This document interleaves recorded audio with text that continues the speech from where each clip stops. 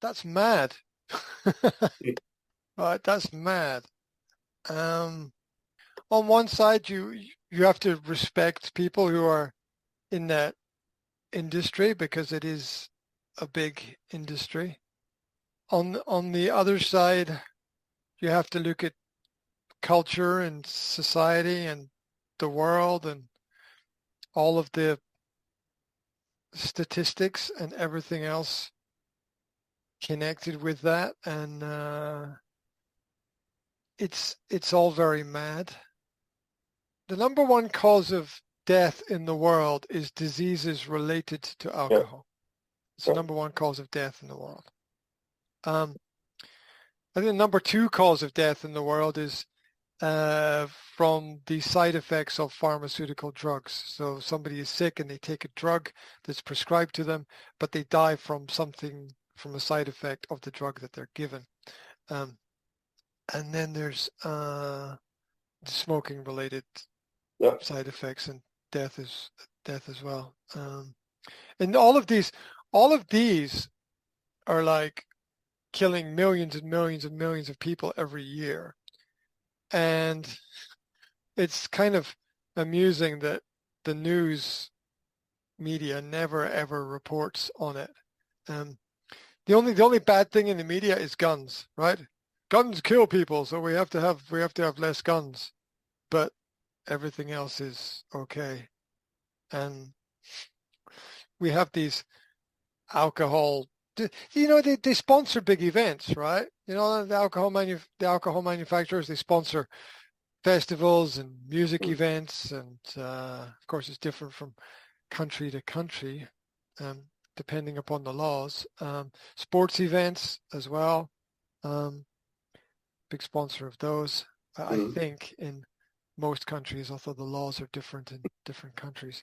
Um, it's interesting. It took a long time for me to completely reject alcohol as a general negative in the world. It took a long time. It took me like 40 years to say no. I don't really want to be involved in that kind of culture. Um, and the pressure from society to drink alcohol is huge. It's absolutely huge because alcohol is everywhere. It's everywhere. And it's very hard to avoid it. And it's promoted everywhere as well, from James Bond drinking alcohol to pop stars and rock stars. And there's almost nothing negative ever printed about alcohol, especially strong alcohol. Mm. And it's kind of wrong. There's a place for alcohol as medicine. There's a place for very strong alcohol as something which kills negative bacteria in the human body. And so there's definitely a place for it in the world. But if we think originally that, if we remember originally that alcohol was a medicine, then then everybody is medicating themselves all the time. It's a slight exaggeration to say everybody all the time, but what are the statistics? 10% of the world is drunk at any one point in time. It's an incredible statistic. Mm. It's incredible that 10% of the world is drunk at any one point in time. And when I had children, I completely reevaluated my perspective on alcohol, and I now have very strong opinions about it. And the good thing about the world is everybody has a different opinion, and it's okay. It's okay to have different opinions because everybody has a different experience, Mm. and everybody is coming from a different society, a different culture, a different family, a different place. And so what they've learned in life is very different. Um, but I have very strong rules that I taught my children about it. And here's the lesson. It goes like this. Can a person drink alcohol and drive a car? All right, and then the next question is, yeah, you understand these are questions that I give my children, okay? This is how I present it to my kids. Right. Yeah. Okay, so can a person drink alcohol and drive a car? Answer, no. Question, why? Why can't you drink alcohol and drive a car? What's wrong with it? What's wrong with drinking alcohol and driving a car? Okay, so how much alcohol can you drink before you drive? Is it a good idea is what I'm asking. And the answer is no. But most of the time you can't do it, and it's not a good idea. Why is it not a good idea? Because driving a car is a responsible activity, and you can't drink and be responsible. It's not possible.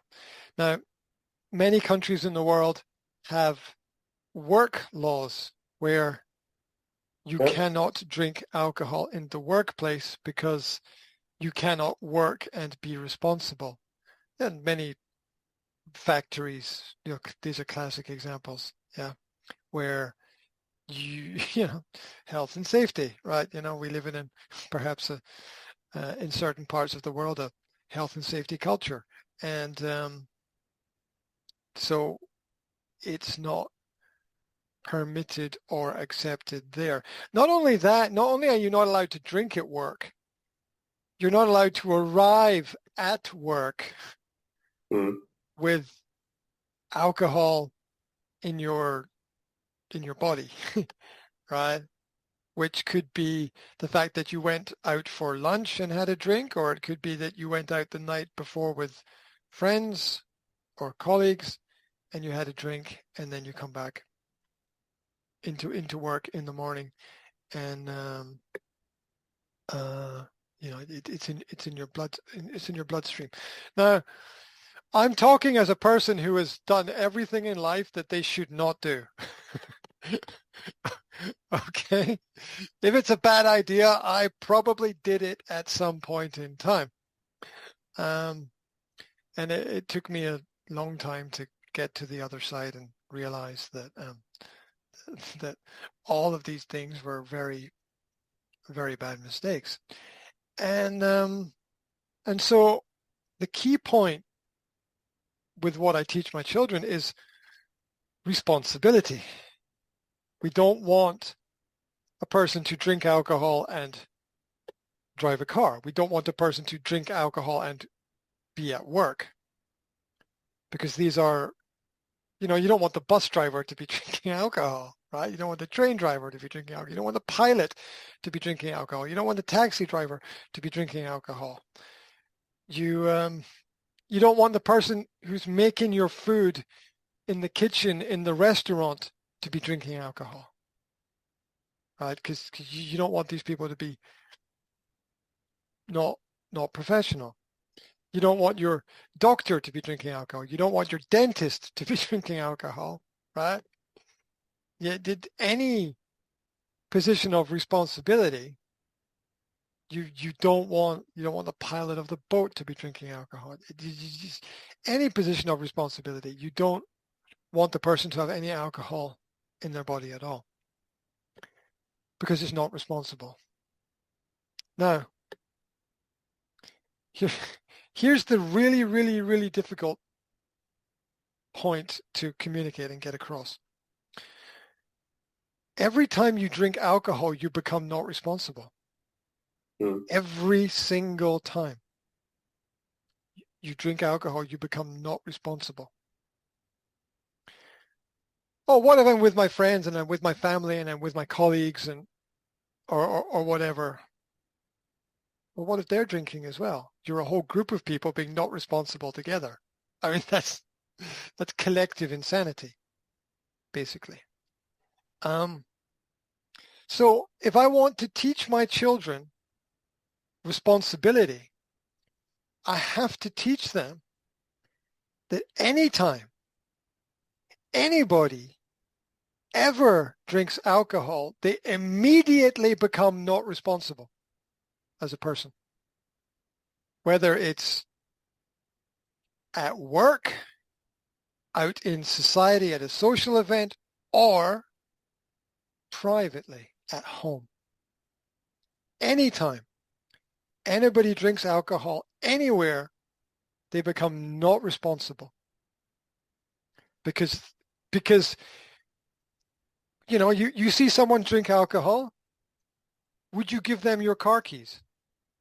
No, that's fucking stupid, right? Mm. But you trust people's opinions when they're in a psychological state of no responsibility? You can't do that.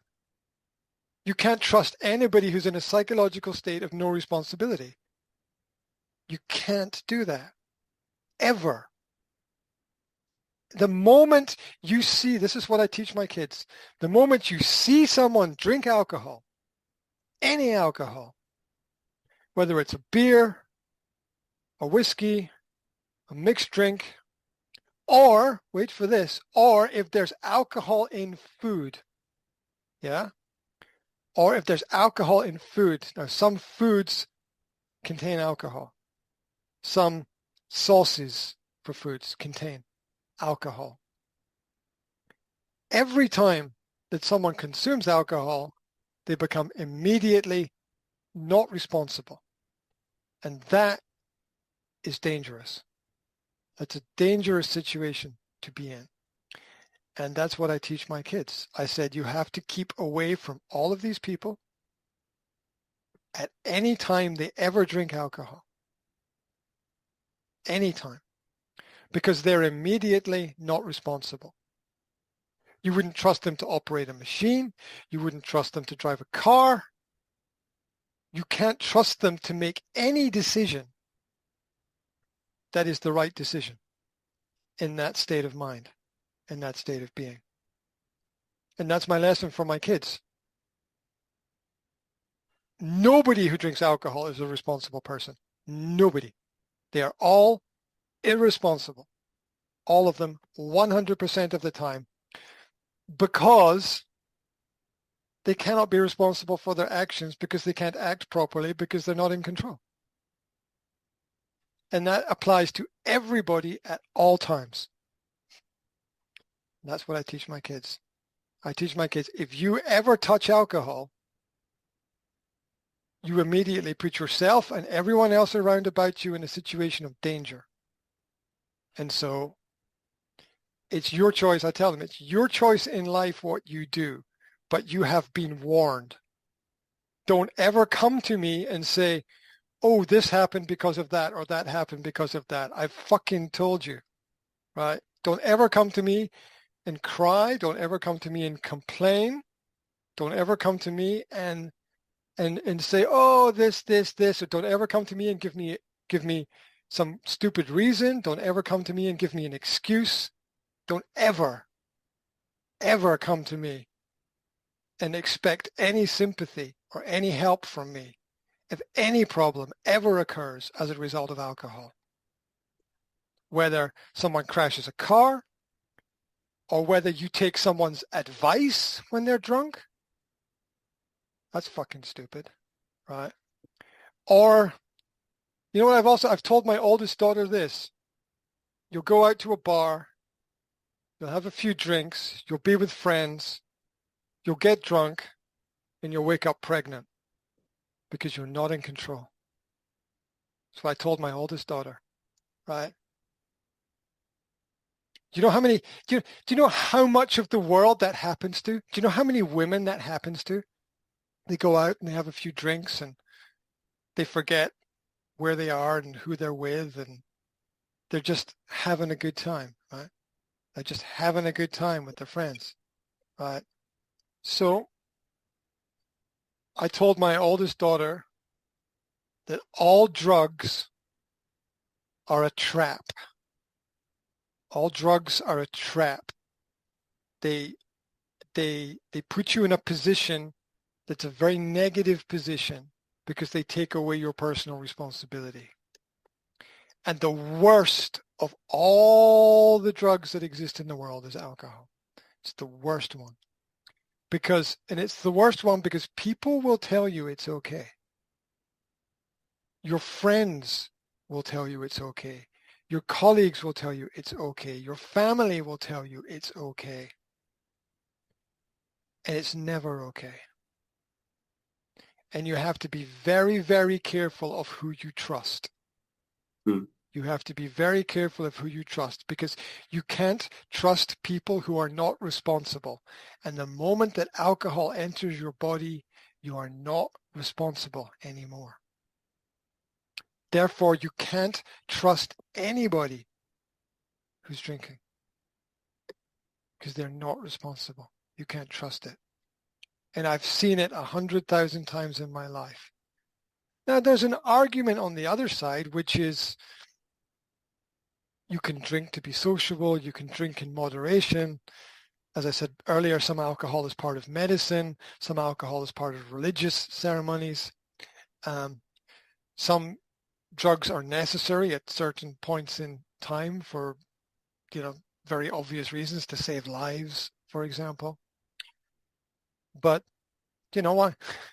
Can you get alcohol in a hospital? No, you can't. There's very obvious reasons why you can't or shouldn't. I mean, get drinking alcohol and whatever. And so I think it's a conversation that adults need to have with children that they don't have. And I think if you've got children that are female, it's even more important. If you've got children who are male, they will hopefully grow up with a masculine perspective on society, and the masculine perspective is to have responsibility and care over the elements of the world around about you. And that, should you drink alcohol while you're pregnant? Right? I mean, this is so much, right? No, why not? Because it fucks up the baby, all right? The baby's going to be born with an arm sticking out its head or something, right? It screws up the baby. So you shouldn't drink alcohol while you're pregnant. So, and the world is funny because women drink alcohol and then get pregnant and then stop drinking alcohol until they give birth and then start drinking alcohol. It's like, protect the baby, but not myself. It doesn't really make much sense. And the world is like that a lot of the time. There's a lot of things in the world that don't really make any sense. It's not practical. It's not logical. It's not useful. It's not helpful. And nobody wants to have the conversation with kids that alcohol might be one of the greatest evils in the world. It might be. What was one of the reasons the Soviet Union fell? It was alcohol.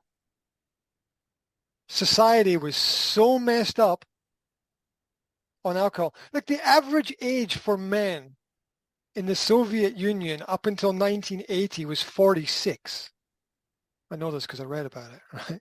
The average age for men was 46 because most of them died of alcohol-related diseases.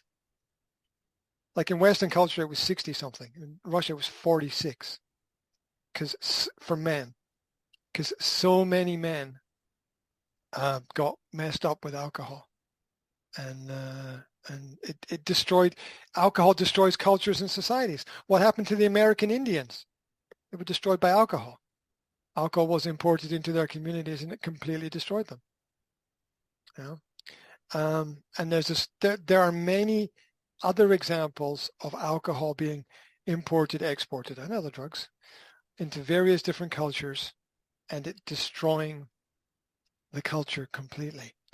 And alcohol is only one drug.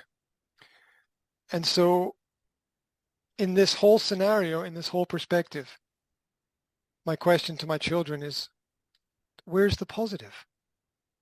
Where's the benefit? Where's the goodness? Because the number one rule for life is don't do anything today that will make tomorrow more difficult. It's the number one rule for life. Don't do anything today that will make tomorrow more difficult. And into that equation of life is the fact that if you drink alcohol today, you become less responsible. And that less responsibility carries into things that we have to do tomorrow. And I don't want my children to grow up surrounded by people who think that alcohol is okay. I don't want that. I don't want that at all. I don't want them to have friends that think drinking too much is okay. I don't want that at all. I want them to be aware of the danger, and I want to point out the danger before it happens, because there's no other way to do it. The drugs are bad, and alcohol is the worst of the worst. It's the worst of the worst because people think it's okay, but it's never okay. And I know my opinions are extreme on that, but that's my experience. It's the only way to deal with it is zero tolerance. From the lessons that I teach my children, I try to ask them questions that have obvious answers, right? Questions that have obvious answers. Right? The world is not as complicated as it seems if you take each problem one by one by one by one. Yeah? If you take each problem, it's not as complicated as it seems. Now, here's the question for my children. Does alcohol make you stronger or weaker? Right? Does alcohol make you stronger or weaker? Now, hopefully, my children are smart enough to realize that it's not something that makes them stronger. It's not something that makes them stronger. Then the question is, do you want to make yourself weaker? Do you want to put yourself in that position? Now, for some people, yes, right? For some people, the answer is going to be yes. And I understand that. Free world, free choice. Do what you want, but don't hurt anybody. Yeah. Do what you want, but don't hurt anybody. Yeah. So I ask my kids, is what you're doing, and it's not just about alcohol, it's about anything, is what you're doing making you better or making you worse? Is it helping you or is it hurting you? And if you can clearly see that it's in one camp or the other camp, one side or the other side, just like in business, right? Just like in business, when you're communicating with someone, you want them to see that your product is clearly the better product. You want to give them a question that's easy to answer. You want to give them the best product so that there's no choice. Because the choice is obvious. Because the choice is clear. Because everybody knows. And you want to, you navigate to that point with very simple yes/no questions. Very simple black or white questions. Do you want an easier life or a harder life? Really? You know, that's what we're asking people. Business should exist through its complicated mechanisms to overall make everything easier for the client at the end of the day. It's not, I'm not saying that any job is easy. It's not. And there's 100,001 complications in each job. And everyone has to learn how to do things correctly, no matter what the job is. But we want to navigate people to the right answer, and we want it to be clear. We want it to be obvious. Because clarity prevents confusion, and it helps make the right decision, and it helps us get there faster as well. And the other point that I want to make is called the philosophy of the lowest common denominator, which is, very simply said, your team is only as good as the weakest player in the team. Right? Your team is only as good as whether it's a football team, or the most classic example is Tour de France cycling, where the team can only go as fast as the slowest rider in the team. You can only go as fast as the slowest rider in the team. And that principle also applies to society, life, family, and friendships. That if there's someone in your group who is a weak link, that is where everybody is, right? That is where everybody is. You're only as strong as the weakest person in your team. It doesn't matter if you're a fantastic football player. It doesn't matter if you're fantastic. If the rest of your team is bad, right? It doesn't matter. It doesn't matter if you've got 10 world-class football players in your team. It doesn't matter if your goalkeeper's bad. Right? It doesn't matter. So each group or family or society or culture in the world is only as strong as the lowest level within that. And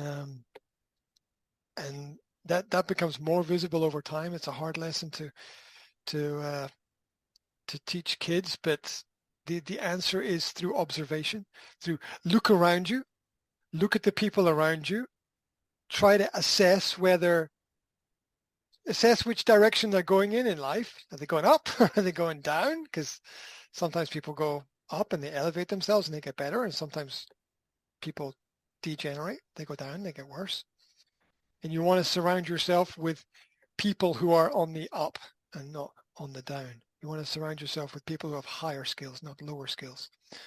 And if you're the smartest person in the room, you're in the wrong fucking room. Right? If you're the smartest, but you're in the wrong room, right? Because that means everybody else is not smart, right? Because we have to look at ourselves and think that we're all stupid, because we are, right? Right?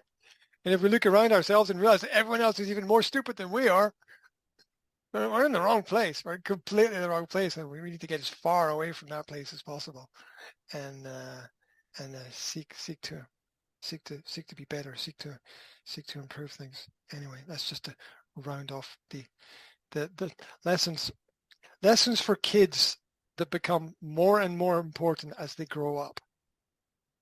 And it's easier to learn the lesson younger than it is to teach the lesson older. It's easier to sit down and instruct the 10-year-old than it is to get the attention of the 15-year-old, right? You want them to learn the lessons when they're younger so that they apply them. And then their friends will respect them